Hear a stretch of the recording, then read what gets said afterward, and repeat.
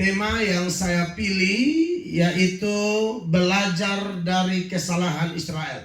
So the theme that I choose today is that we learn from the mistake from Israelis. Kita tahu bahwa Israel adalah bangsa pilihan Allah.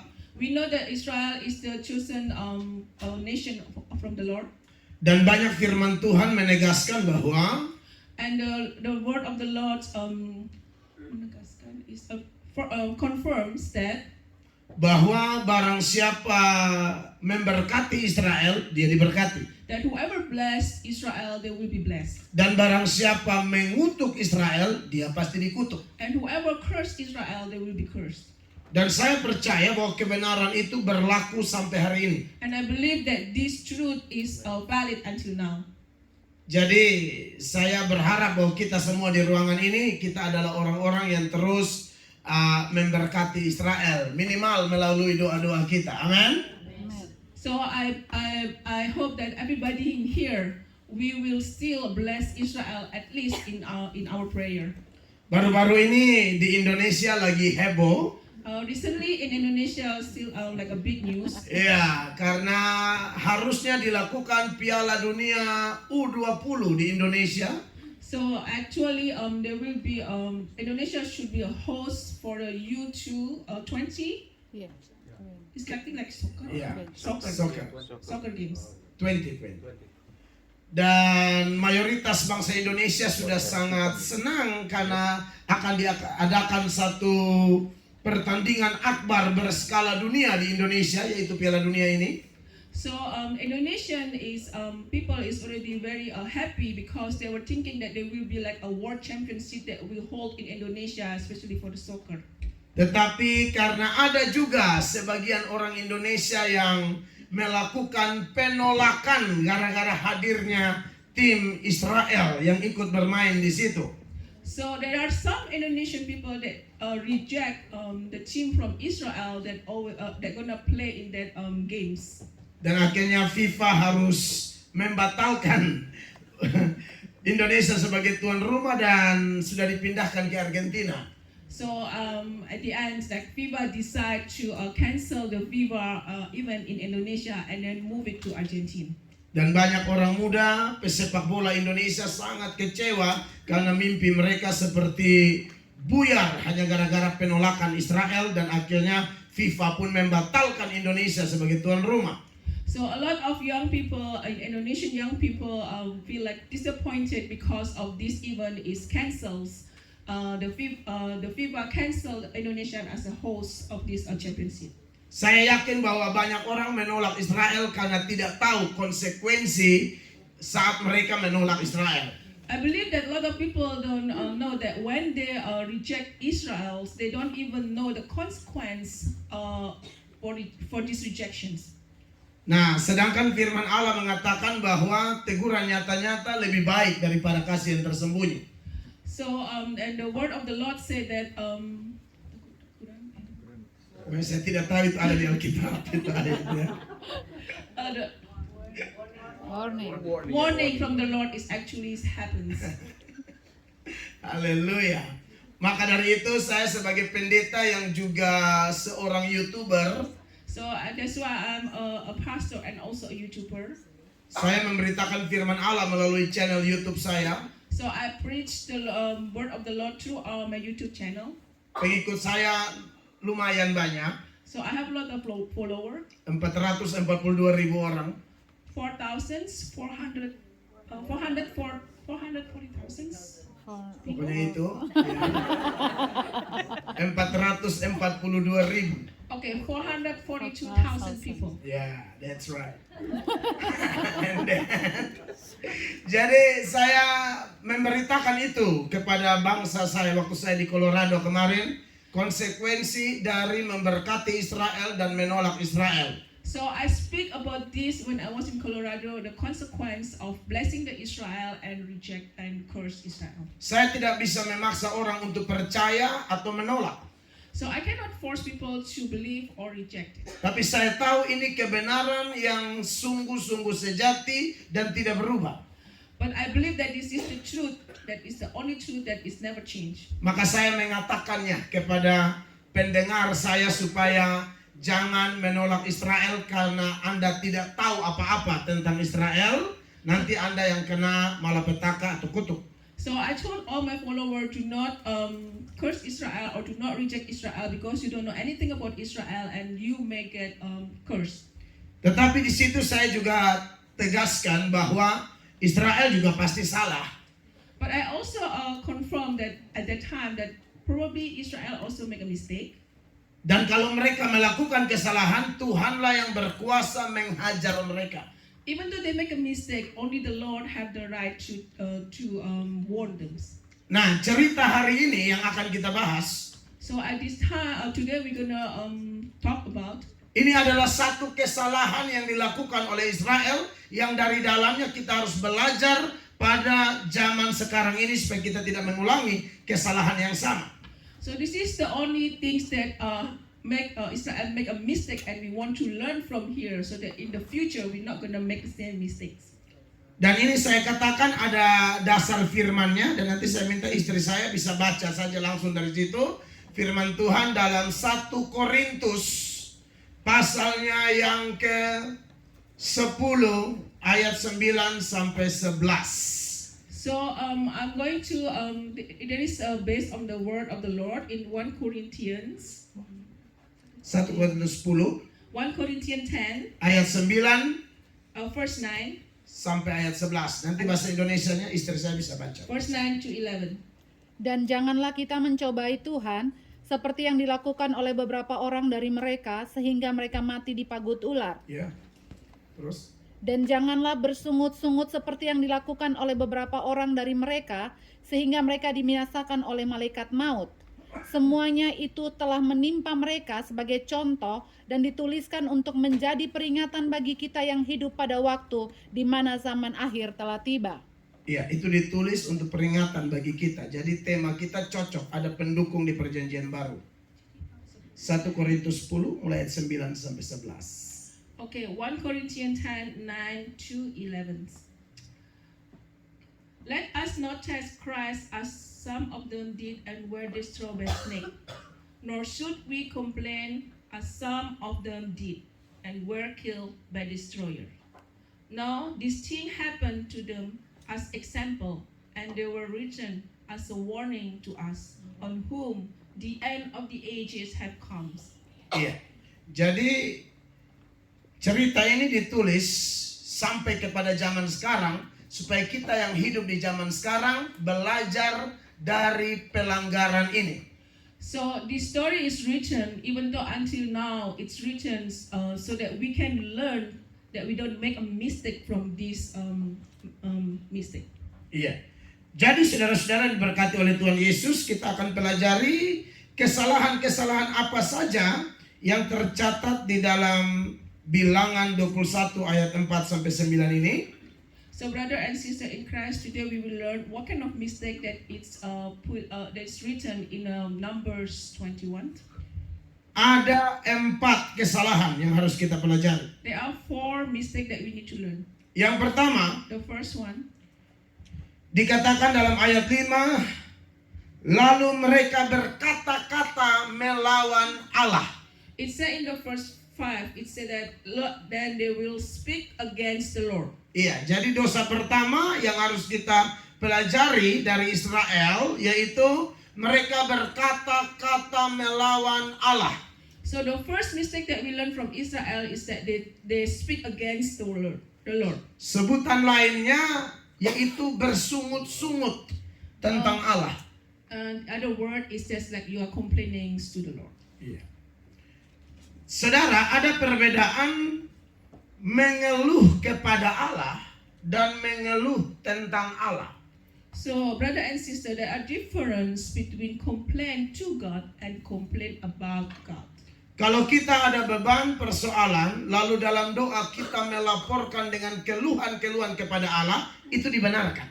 So if we have a problems in our life and then we complain about Lord about this, that is okay.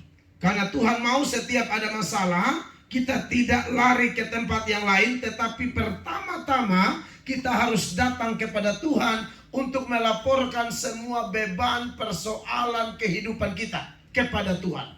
So if we have a problem in our life, God wants us to come to Him first. He doesn't want you to go to any other place. He wants you to come to Him first and complain and tell Him about all your problems. Tetapi yang Israel lakukan di dalam cerita kita ini adalah mereka berkata-kata melawan Allah. So what Israel did in this story is like they complain to God. They complain about God. Hal ini tidak bisa dibenarkan And this you cannot. That is not right. karena tindakan seperti ini adalah tindakan di mana manusia menganggap dirinya lebih pintar dari Tuhan. Because this act, it means that human think that they have above God. Sebagai contoh, As example, kadang-kadang ada orang, misalnya suami istri, dia memprotes Tuhan, kenapa kasih istri seperti ini? so for example, husband and wife, the husband complain to God and say like, why my wife love me like this? Atau sebaliknya. Or maybe the opposite. Saudara masih ingat peristiwa ketika Adam jatuh dalam dosa? Do you remember what happened when Adam's fall into sin? Ketika Tuhan datang bertanya kepada Adam tentang apa yang terjadi, When God come to Adam's and ask what happened, kenapa mereka melakukan pelanggaran itu? why they do the transgressions? Saudara masih ingat apa yang Adam katakan? Do you still remember what Adam said? Perempuan yang engkau tempatkan di sisiku, dialah yang menyuruh aku memakannya. The woman you place next to me, she is the one that asked me to eat this fruit. Itu sebagai salah satu contoh orang berkata-kata melawan Allah. This is one example that people speak against the Lord. Dia protes rencana Allah. They protest about the plan of God. They protest about God's plan. Kadang-kadang kita sebagai anak Tuhan, kita sudah melayani Tuhan, tapi tantangan datang bertubi-tubi dalam hidup kita. Sometimes we as the children of God, we already serve the Lord faithfully, but the problem is always come to our life. Mungkin masalah rumah tangga, Maybe the problem in the household, masalah keuangan, maybe the financial problems, atau mungkin masalah sakit penyakit yang kita hadapi. or maybe the sickness that we have right now. Orang kalau tidak mengenal Tuhan dengan benar, The people who doesn't know the Lord, mereka akan mempersalahkan Tuhan dengan semua hal-hal yang tidak enak itu yang terjadi dalam hidup mereka. they will blame the God for whatever happened in the bad things in their life. Tapi saya berharap di tempat ini, di gereja ini, But I hope in this church, ketika jemaat mengalami satu tantangan, persoalan atau sakit penyakit, when you have a challenge, you have a sickness or any problems, jangan berkata-kata melawan Allah. do not speak against the Lord. Jangan mempersalahkan Tuhan. Do not blame the Lord. Sebagai contoh, For example, kalau kita lihat perjalanan pelayanan Paulus, if we see Paulus seorang pelayan Tuhan yang setia. Paul is the faithful servant of the Lord. Tapi dia berkata, ada duri di dalam dagingku. But he said that there is a thorn in my flesh. Dia tidak mengatakan Allah salah. He never said that God is wrong. Tetapi dia berkata, justru dalam kelemahanku, kuasa Tuhan menjadi sempurna. But instead he said that in my weakness, the power of the Lord become perfect. Jadi jangan percaya dengan ajaran yang mengatakan bahwa kalau ikut Tuhan pasti sehat terus. So do not believe or the teaching that say that if you follow the Lord, you're always healthy. Itu pasti omong kosong. That is a lie. Saya pernah mendengar pengakuan maaf dari Benny Hinn. Benny Hinn. Okay, so I ever listened to the confession from Benny Hinn. Benny Hinn pernah mengajarkan bahwa orang Kristen tidak boleh sakit. Benny Hinn teach that as a Christian you cannot get sick. Padahal Benny Hinn sendiri sakit sampai hampir mati. But actually in truth, Benny Hinn is sick until he died. Di situ dia mohon maaf bahwa pengajarannya dulu salah. So from there he asked forgiveness and admit that his teaching was is wrong. Bahkan Paulus sendiri yang luar biasa imannya bisa sakit di dalam pelayanan. So even Paul, in the greatness of his evangelism and he's serving the Lord, he also can get sick. Ini kelihatan di dalam Galatia pasal 4 You can, ayatnya yang ke-13. you can see from Galatians 4:13. Ya, silakan istri saya baca Galatia 4 ayat 13. Perhatikan. Kamu tahu bahwa aku pertama kali telah memberitakan Injil kepadamu oleh karena aku sakit pada tubuhku. Oleh karena aku sakit pada tubuhku. Galatia 4 ayat 13. Ya. Jadi jangan bilang hamba Tuhan tidak boleh sakit, kata siapa. Tapi jangan takut kok, sakit kita itu tidak akan membuat kita kenapa-napa. Justru kemuliaan Tuhan dinyatakan di balik kesakitan kita. Amin Bapak Ibu. Amen. Tolong baca Galatia 4 ayat 13 in English. I'm going to read Galatians 4, chapter 4, 13. First. Ya. Oke. Andai kata saya lincah bahasa Inggris. You ya. know that previously I preached the gospel to you because of a physical illness. Iya. Nah ini yang mungkin disebut duri dalam daging. So this is the one that probably said like the thorn in the flesh. Jadi kekasih Tuhan, So brother and sister in Christ, belajar dari Paulus. learn from Paul. Kalau ada masalah, If you have problems, mengucap syukur. just say thankful. Kalau ada masalah, If you have problems, tetap yakin just be faithful. bahwa Allah turut bekerja dalam segala sesuatu Because God work in everything untuk mendatangkan kebaikan bagi kita, to give you the best. in your yaitu life, kita yang mengasihi Dia, which is we the one that love Him. kita yang terpanggil sesuai dengan rencananya. We call according to His plan. Jangan mengikuti teladan buruk Israel Do not follow like the mistake that Israel did, yang berkata-kata melawan Allah. who speak against the Lord. Yang kedua, So the second mistake, pelanggaran Israel adalah berkata-kata melawan hamba Allah. so the second mistake, Israel transgression is speak against the servant of the Lord. Saya baca ayat 5-nya lagi dari bilangan 21. Lalu mereka berkata-kata melawan Allah dan Musa. So from Numbers 21, Verse verse 5. 5. The people spoke against God and Moses. Iya. Musa adalah hamba Tuhan. Moses is the servant of the Lord. Dia menyatakan kebenaran. He speak about the truth. Dia adalah juru bicara Tuhan. He is the speaker of the Lord. Alkitab mengajarkan So the Bible teach us kita harus menghormati hamba Tuhan. we have to respect the servant of the Lord. Hormati pemerintah satu kali. Pemerintah, Amen. So you respect your governments once, tetapi hormat hamba Tuhan yang mengajarkan firman Allah 2 kali lipat. so you respect the servant of the Lord who teach you about the word of the Lord doubles. Baca 1 Timotius pasal 5 ayat 17. Itu bukti bahwa hormat hamba Tuhan 2 kali lipat. So you're gonna look at the 1 Timothy Chapter 5 verse 17. So 1 Timothy 5 chapter 5 verse 17. Oke. Panatua yang baik pimpinannya patut dihormati 2 kali lipat, terutama mereka yang dengan jeripaya berkhotbah dan mengajar. Ya.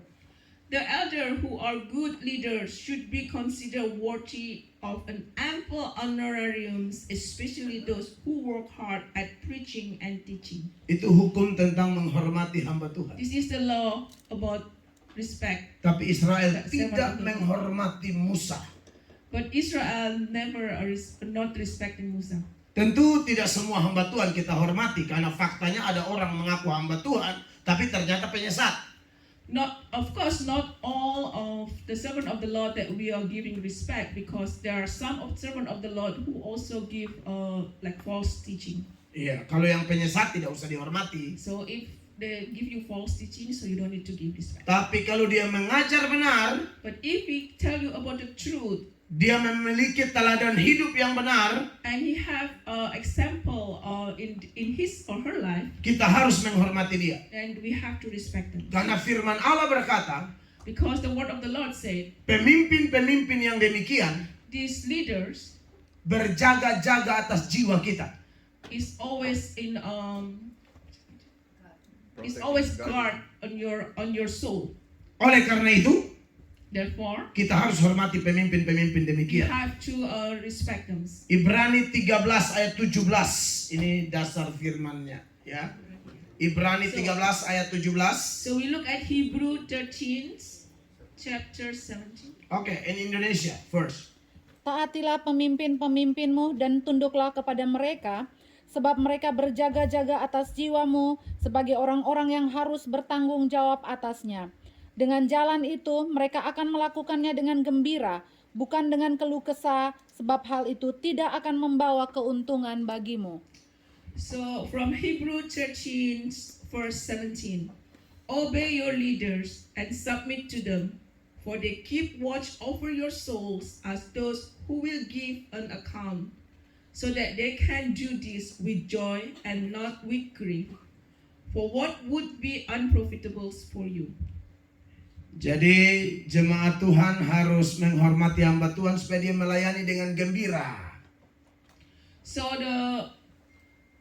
all of us, we have to respect the servant of God so that they can serve you with a joyful heart.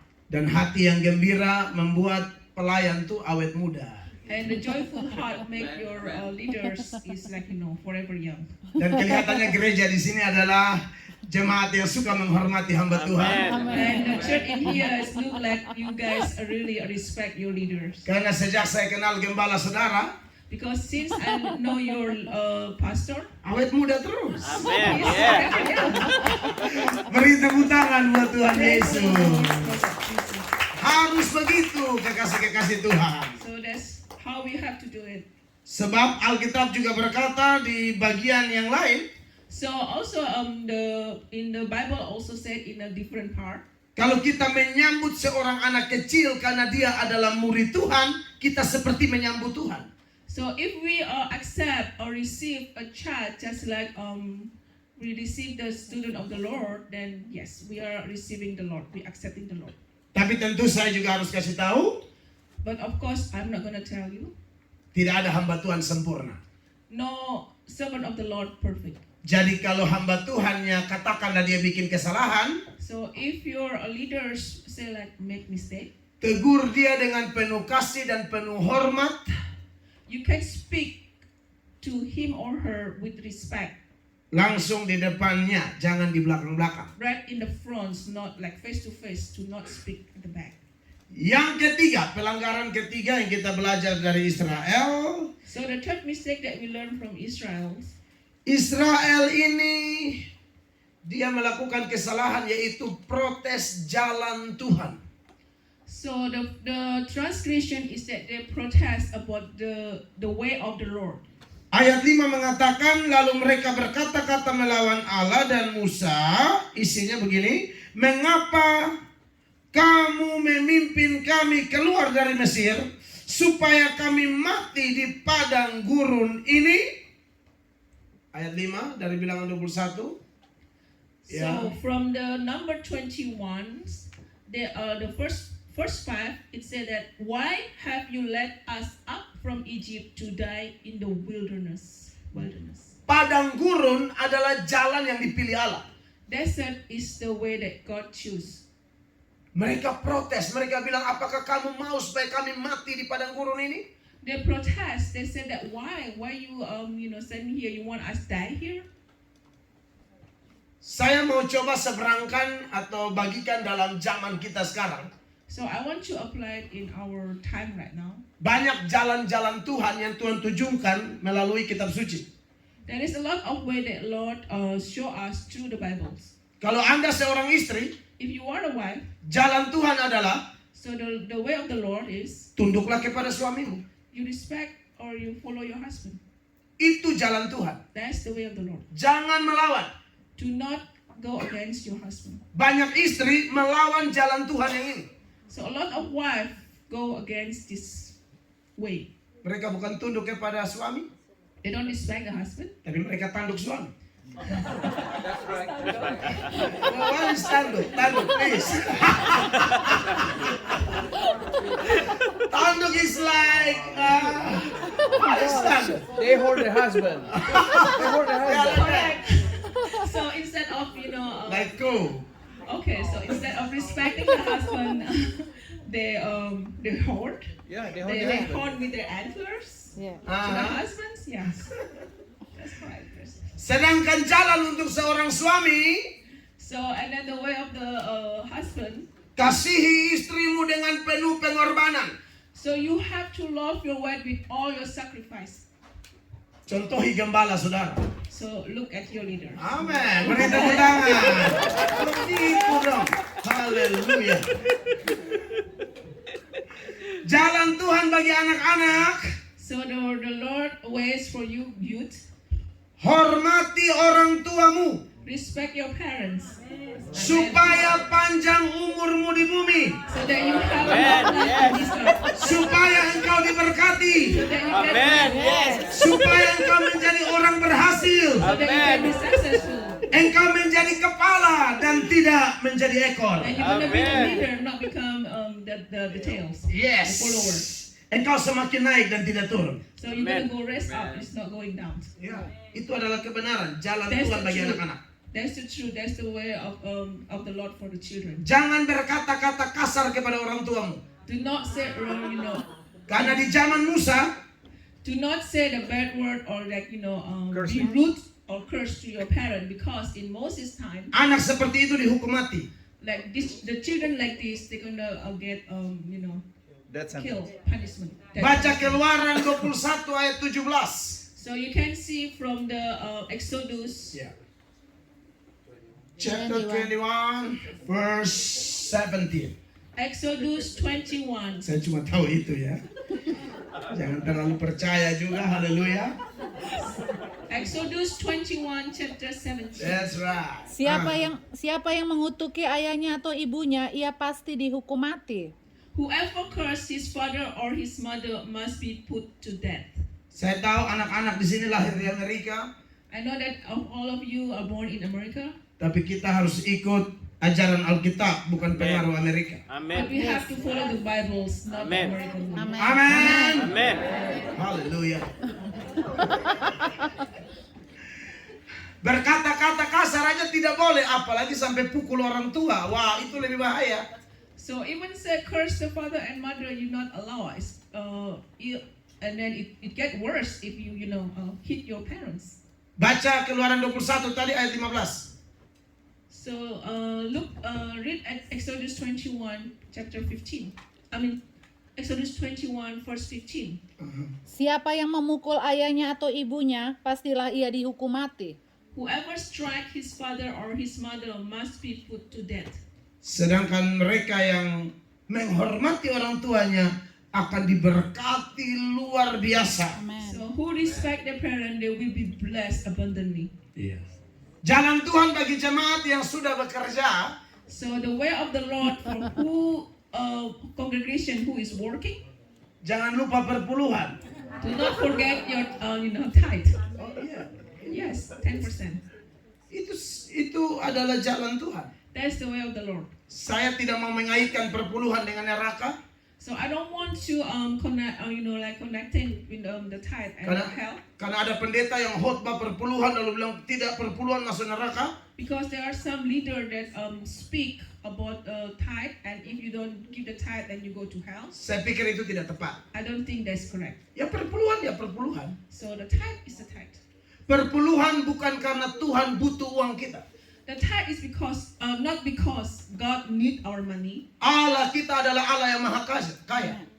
Remember, our God is very rich. Dia pemilik langit dan bumi. He owns heaven and earth. Dia sumber segala kekayaan. He is the source of all the riches. Tetapi kenapa dia bikin aturan tentang perpuluhan? But why he make a law against the tithes? Dia hanya mau melatih ketaatan kita dari perkara kecil, yaitu perkara keuangan. He just want to test us. He want to test us, see like how we are obeying him from the small thing, which is our finance. Dan bagi kita yang mau taat, And for us who want to obey the Lord, Tuhan bilang ujilah aku. praise me. Apakah kamu akan kekurangan? Tidak mungkin kekurangan. Amen. So when we want to obey the Lord said, "Press me," Test you test me, then I will show you that you will not gonna, you will always get blessed abundantly. Karena Allah yang kita sembah Because our Lord, who we will worship, bukan manusia yang bisa berdusta. it's not the human that can lie. Apa yang dia katakan pasti dia genapi. Whatever Amen. He said, He will make it happen. Amen. Perhatikan Bilangan 23 ayat 19. So you can see from number 23, verse 19. 19. Number 23, verse 19. Allah bukanlah manusia sehingga ia berdusta, bukan anak manusia sehingga ia menyesal. Masakan ia berfirman dan tidak melakukannya, atau berbicara dan tidak menepatinya? Numbers 23, verse 19. God is not a man who lies, or a son of man who change his mind. Does he speak and not act, or promise and not fulfill? Iya. Jadi saudara-saudara yang diberkati oleh Tuhan Yesus, So brother and sister, you are blessed by the Lord Jesus Christ. jangan coba-coba protes jalan-jalan Tuhan. Do not try to complain about the way of the Lord. Tentu masih ada banyak jalan Tuhan di sini. Oh, of course, there is more of the way of the Lord here. Kita sudah pernah mendengarnya, We listened before. kita sedang mendengarnya, We are listening right now, dan kita akan mendengar lagi selama kita masih hela napas kehidupan. and we will listen or heard about this as long as we still. Firman Allah berkata, The word of the Lord said, iman bertumbuh dari pendengaran firman. your faith grow from your listening. Bayangkanlah, So you imagine, mendengarkan saja iman bertumbuh, with the listening or heard, and your faith is growing. apalagi melakukannya.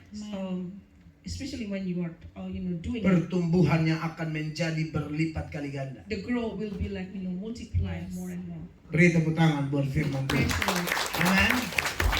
Yang keempat, karena ada 4 pelanggaran yang harus kita pelajari di sini. Yang keempat adalah di ayat 5. Saya baca buat saudara. Lalu mereka berkata-kata melawan Allah dan Musa. Mengapa kamu memimpin kami keluar dari Mesir supaya kami mati di padang gunung ini? Sebab di sini tidak ada roti dan tidak ada air. Dan akan makanan hambar ini kami telah muak. Yang keempat, mereka menghina berkat Tuhan. Yang mereka katakan muak atau jijik, dari NIV dia pakai jijik. Itu artinya yang mereka hina tuh mana sorgawi itu. Ini orang-orang terlalu kurang ajar. Mereka menghina berkat Tuhan. So the fourth transgression that the Israel make is because they look down on the blessing of the Lord. Saya tidak tahu penghasilan saudara di Amerika ini berapa. I'm gonna read Mau baca from lagi, number ya? 10 to 5. When you number verse 10, Chapter 10. chapter 10, 5. When you shall 21 ayat 5. Saya tadi bahas di 5. 21 when you sound short blast the pitch, Ya. ayat 5. they spoke against the God against Moses and said, "Why have you brought us up out of Egypt to die in the wilderness? There is no bread, there is no water, and they detest this miserable food." So this is the mistake that they make, is they detest this miserable food. This is the blessing from heaven that they detest. This is the fourth transgression of Israel that they make. Iya. Jadi saudara-saudara, saya tidak tahu saudara punya penghasilan di Amerika ini berapa pekerjaan masing-masing. So I don't know how much you make in from in America right now. Tapi jangan menghina berkat Tuhan yang Tuhan kasih. Mau kecil mau besar harus disyukuri. But do not Yes. detest whatever that God give you right now, even though it is big or small. Please say thankful. Ingatlah Tuhan berkata, Please remember that God said. setiap perkara kecil baru Tuhan kasih perkara besar. Amen. So you are be faithful in the small problems, and God will give you bigger problems. Jadi mulailah dari bawah dan Tuhan akan angkat ke atas sesuai kehendak Tuhan dan waktu Tuhan. So start from the bottoms, and God will lift you up as according to His time and His will. Nah, yang berikut akibat keempat pelanggaran ini mereka dihukum Tuhan. So next, because of these four transgressions, the God punished them. Ini kelihatan di ayatnya yang ke-6 dari Ulangan 21. yang berbunyi, lalu Tuhan menyuruh ular-ular tedung ke antara bangsa itu yang memagut mereka, sehingga banyak dari antara orang Israel yang mati. Okay, so then the Lord sent venomous snakes among them. They bit the people, and many Israelites died. Iya, dari ayat ini kita bisa belajar bahwa So from this first, we can learn that upah dosa adalah kematian. the reward of the sin is death. Gara-gara dosa-dosa mereka, And because of their sins, mereka keracunan ular tedung. they got poisoned by the snake. Kalau kita seberangkan ini kepada zaman kita sekarang sebagai manusia pengikut Kristus, If we apply today as in this time as for us as the follower of Christ, Alkitab mengatakan upah dosa adalah maut. so the Bible said that the reward of the sin is death. Upah dosa adalah neraka. So the reward of the sin is hell. Tapi kita bersyukur dalam cerita ini, But we are say thankful to Lord from this story. sekalipun mereka dihukum karena dosa-dosa mereka, Even though they got punished because of their sin, tetapi tetap ada kasih karunia bagi mereka. but still have a mercy and love for them. Ketika mereka datang kepada Musa mengakui dosa-dosa mereka, When they come to Musa and they confess their sins dan meminta Musa mendoakan mereka, and they ask Moses to pray for them, lalu Allah memberikan solusi kepada mereka, jalan keluar. so God give them the solutions, the way out. Jalan keluar yang Tuhan berikan ini The solution that God gave memang tidak masuk akal. cannot be understand by our minds. Tuhan menyuruh membuat patung ular tembaga. God asked them to make a snake statue, Dan siapa yang melihatnya pasti akan hidup atau sembuh. and whoever look at it, they will be cured. Saya bilang tadi bahwa So I said that ini tidak masuk akal.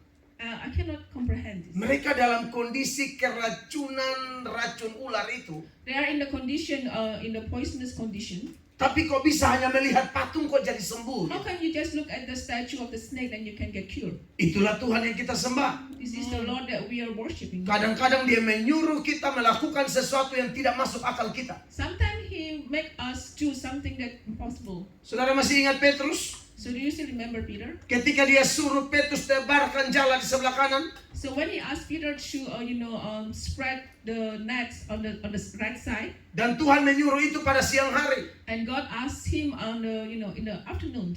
Pada siang hari tidak ada ikan yang bisa ditangkap. In the afternoon there is no fish that you can catch. Dan Petrus seorang nelayan. And Peter is a fisherman. Dia tahu persis bahwa kalau tebarkan jala tidak akan ada hasil. And he know for sure that if he spread the net, there is no fish that he can get. Tapi karena ini adalah perintah dari Tuhan Yesus, maka dia menebarkan jala juga. And because this is the word, the order from Jesus, then that's why he spread the net also. Dan hasilnya sungguh luar biasa. And you can see the reward is really, is extraordinary. Jadi saudara yang diberkati Tuhan, So, brother and sister that blessed by the Lord.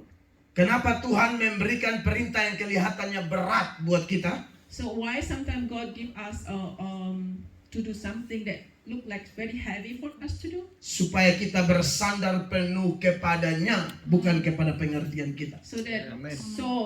we lean or we depend on Him, not on our own strength.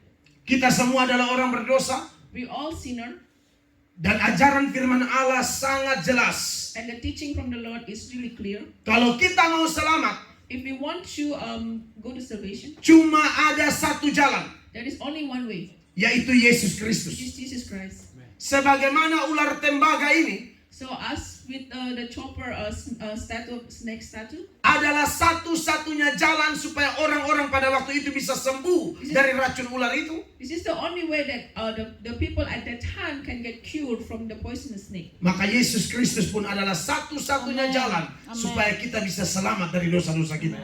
So Jesus Christ is also the only way that we can be saved from our sins. Bandingkan dengan ayat penutup ini di dalam Yohanes pasal 3 This is the closing chapter verse. ayat 14 dan 15. Kita tahu di sini bahwa ternyata ular tembaga ini menggambarkan Yesus. So we look at John's 3, 14 and 15. 14 and 15. Yeah. Dan sama seperti Musa meninggikan ular di padang gurun, Perhatikan, dan sama seperti Musa meninggikan ular di padang gurun. Itu yang kita bahas di bilangan tadi. demikian juga anak manusia harus ditinggikan, Ya. supaya setiap orang yang percaya kepadanya beroleh hidup yang kekal. Amin. So we look at John's 3, verse 14 and 15. Just as Moses lifted up the snake in the wilderness, so the Son of Man must be lifted up, so that everyone who believes in him will have eternal life. Amen. Setelah khotbah ini kita akan masuk perjamuan. So after this sermon, we are going to have communion. Di perjamuan ini kita diingatkan bahwa Yesus telah mati dan bangkit bagi kita. In this communion, we are reminded that Jesus already died and raised up again for us. Segala dosa kita telah dibayar lunas. So our sin already paid in full. Oleh karena itu ambillah perjamuan dengan penuh iman dan keyakinan bahwa kita sudah diselamatkan. So therefore, you have to get this communion with your full faith that you believe that you already get salvation. Kalau keselamatan saja dia berikan kepada kita, If the salvation is given to us, maka jangan khawatir tentang kebutuhan kita yang lain. do not be worried about any other problem that we have. Allah sudah memulai, Amin. God already started. dia akan meneruskan He will continue sampai seluruh rencananya until His plan tergenapi dalam hidup saya dan be saudara. fulfilled in Jadi, my life and my life. Tetaplah setia That's kepada right. Tuhan. Amen. Beri tepuk tangan yang meriah bagi Tuhan Yesus. Saya serahkan kepada Pastor Rene, Tuhan Yesus memberkati.